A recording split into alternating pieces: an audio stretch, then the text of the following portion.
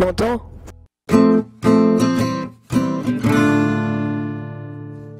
Un jour, j'étais avec mon père dans son bureau et puis il commence à me parler de l'hôpital et tout. Et puis je commençais un peu à stresser parce que je savais pas ce qui se passait. Donc du coup, il m'a expliqué que maman elle était tombée malade, qu'elle a un cancer du sein. Et du coup, j'étais vraiment en pleurs parce que j'étais énormément stressée.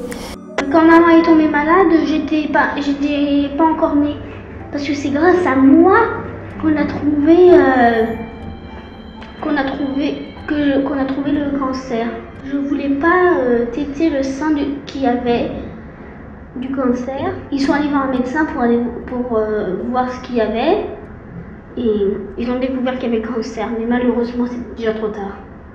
C'est à cause d'une cellule qui commence à devenir folle et après ça fait deux molécules méchantes qui écrasent les cellules. Ça fait qu'après la personne qui l'a, se sent fatiguée, elle a comme ils ont dit dans le film, une boule qu'il faut enlever parce que sinon...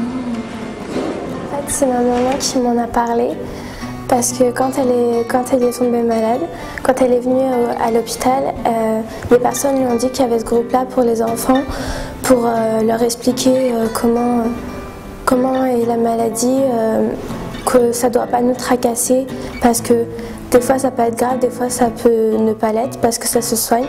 Et donc du coup, comme je suis beaucoup stressée, ça me permettait d'en parler à quelqu'un autre qu'avec mes copines qui ne me comprenaient pas toujours parce que leur maman, elles étaient pas malades comme la mienne.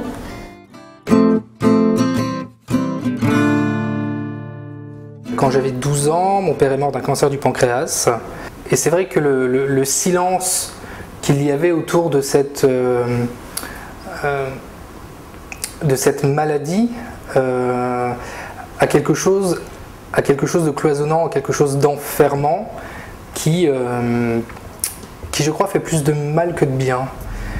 Avant, j'en parlais pas vraiment, parce que sur certaines choses, je veux pas trop me confier à mon père et à ma mère, je voulais encore m'en parler parce que sinon j'étais en pleurs et ça je voulais pas parce que je sais très bien que quand je suis triste, après ça la rend triste aussi et je veux pas qu'elle soit triste.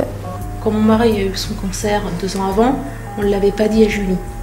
Et le fait de ne pas le dire, en fait on est tombé dans une catastrophe. On ne s'est pas rendu compte, on pensait que de ne pas le dire c'était la protéger et en fait c'était pas la bonne solution. Donc c'est vrai que quand moi j'ai su que j'étais malade, il a fallu dire comment on réagissait, qu'est-ce qu'il fallait, parce qu'il ne fallait pas recommencer.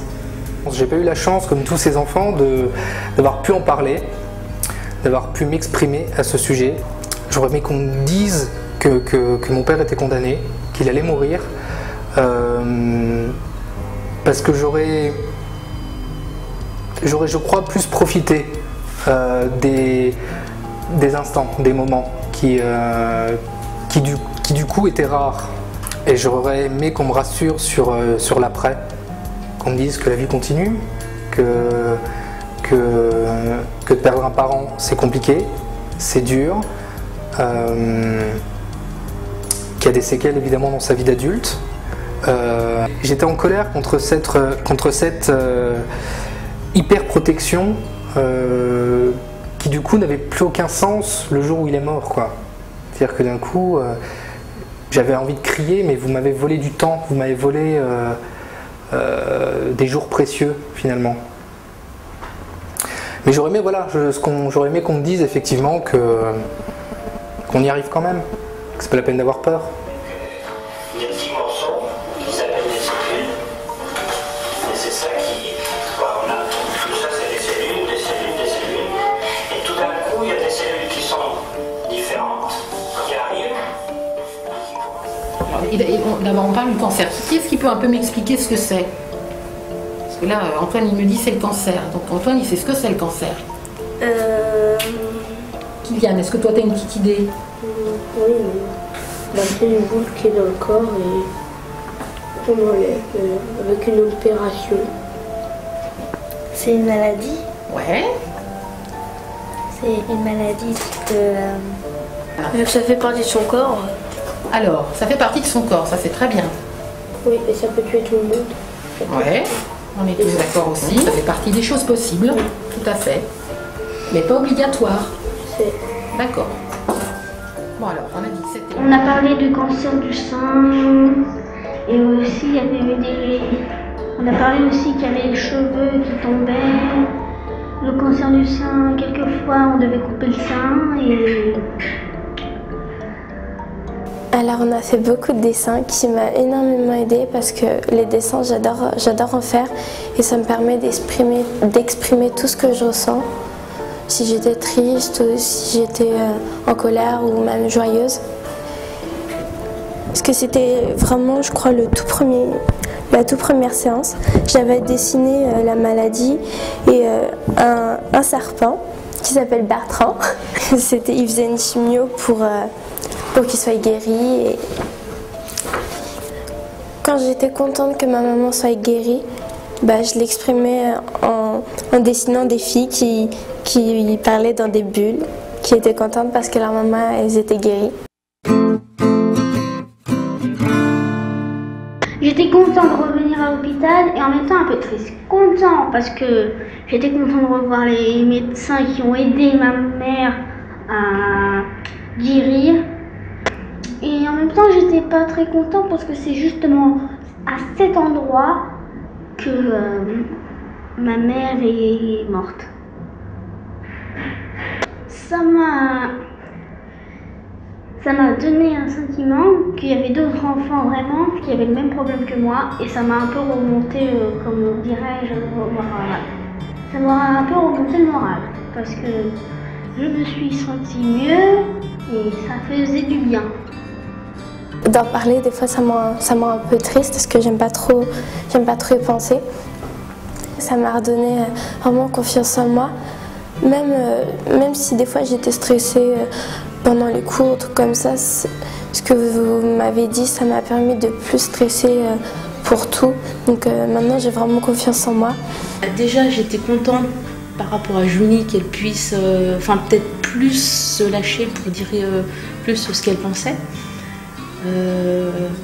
Ça me permettait peut-être d'avoir plus de dialogue parce qu'en fait je savais qu'elle savait les choses sans avoir à lui dire en fait. De faire de la maladie un tabou ou d'en faire un secret ne sert strictement à rien parce que de toute façon l'enfant le sait quoi qu'il arrive. Il sait que quelque chose ne va pas, il sait qu'il y a quelque chose de différent. Aider les enfants à en parler, aider à libérer leurs paroles ne peut être que bénéfique déjà pour eux-mêmes.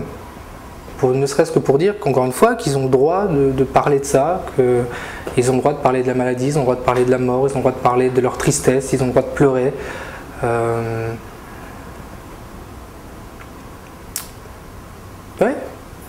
Oui, c'est important, oui. C'est essentiel même, je dirais.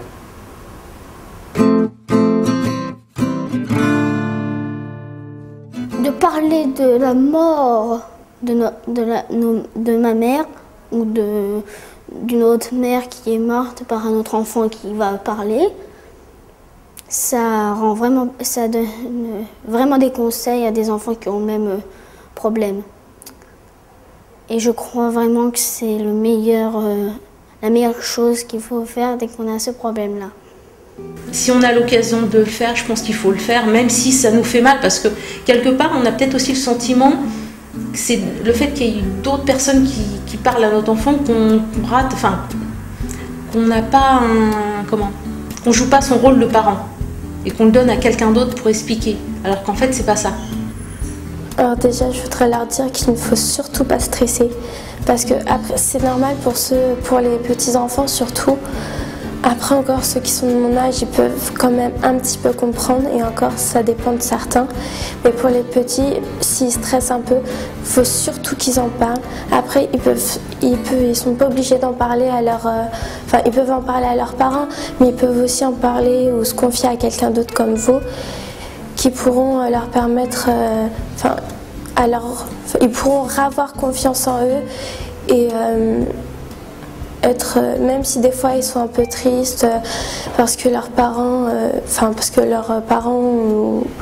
leur mère est malade, faut surtout pas qu'ils stressent, faut vraiment qu'ils en parlent. Puis si des fois ils ont un petit coup de blues, bah, ils en parlent. La meilleure façon, c'est d'en parler à chaque fois.